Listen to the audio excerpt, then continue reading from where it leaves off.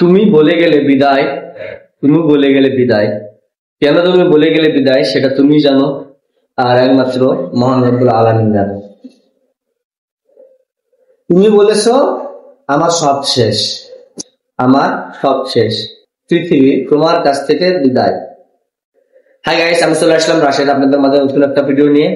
যে ভিডিওটা একটু দুঃখজনক হলেও আমাকে বলতে বাধ্য করতেছে, কারণ এই ভিডিওটা শুধু তাদের জন্য যারা এটার সাথে লিপ্ত। তো যাই হোক, আমি কথা না বাড়ে আমি সামনের দিকে অগ্রসর হই।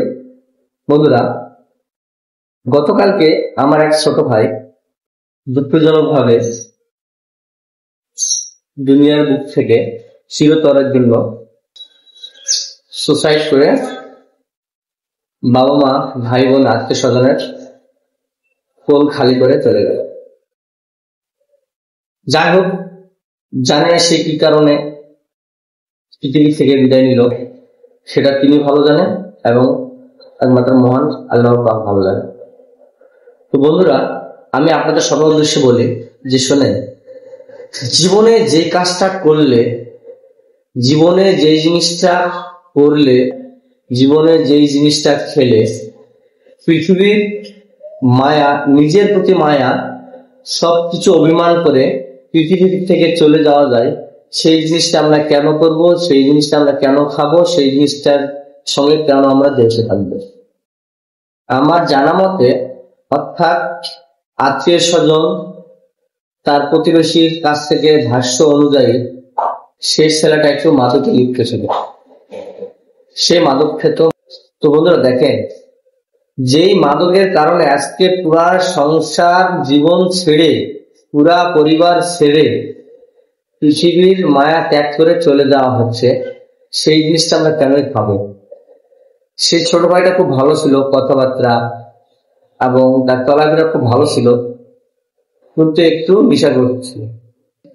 সে কি কারণে হঠাৎ রাতে আত্মহত্যা করে পৃথিবীর মায়া ছেড়ে চলে গেল, এটা কি ঠিক বলেন? তা আমি সবার কাছে একটা কথা বলবো যে আমরা এমন কিছু জিনিসের সঙ্গে, নেশাগ্রস্ত জিনিসের সঙ্গে সম্পৃক্ত হব না যে নেশার কারণে আমার জীবনের প্রতি মায়া, আমার পরিবারের প্রতি মায়া, আমার আত্মীয় স্বজন পাড়া প্রতিবেশীর প্রতি মায়া ত্যাগ করে নিজের থেকে দুনিয়া থেকে চলে যেতে হয়। তাই এটা হলো একটা শিক্ষণীয় বিষয় যে যেই নেশার কারণে পৃথিবী থেকে বিদায় নিচ্ছি, সেই জিনিসটা যেন আমরা না খাই, এবং সেই জিনিসটার কারণে আমাদের পরিবার যেন আমাদের প্রতি বিরক্ত না হয়। তাই সেই ছোট ভাইটা কিন্তু আজকে চলে গেল পৃথিবীর ছেড়ে, সে কিন্তু আজীবনের জন্য আর কখনো ফিরে আসতে পারবে না। তাতে কি তার কোনো লাভ হয়েছে? হলো না। সে চলে গেল, মানে আজীবনের জন্য চলে গেল, কিন্তু তার বাবা মা আজীবন কষ্টে থাকবে, যতদিন বেঁচে থাকবে। তাই এমন কিছু নেশার সঙ্গে আমরা কখনো সংযুক্ত হব না যে নেশার কারণে পরিবার পরিজন, আত্মীয় স্বজন, পাড়া প্রতিবেশী আমাদের প্রতি ঘৃণার দৃষ্টিতে তাকায়, যে নেশাগ্রস্তের কারণে আমরা আমাদের জীবনের মায়া ত্যাগ করে অন্যের জন্য পৃথিবী থেকে চলে যায়। তো আশা করি বন্ধুরা, আমার ছোট ভাইরা যাই হোক, যেহেতু সুসাইড করেছে, আল্লাহ তাআলা তাকে যেন জান্নাতুল নসিব দান করে। এখন আত্মহত্যা মানে তো মহাপাপ, তারপরেও ছোট ভাই বলতে হচ্ছে। আমার নিজের ছোট ভাই না হলেও কিন্তু দূর সম্পর্কের ছোট ভাই, কিন্তু আমার সঙ্গে খুব ভালো সম্পর্ক ছিল। সে ভাইয়ের জন্য আপনারা সবাই দোয়া করবেন এবং এই ধরনের কাজ থেকে সবাই বিরত থাকবেন। আর বিশেষ করে যাদের সন্তান আছে তাদেরকে সবসময় সতর্ক থাকা দরকার, এইসব মাদকের সঙ্গে যেন ছেলেরা লিপ্ত না হয়।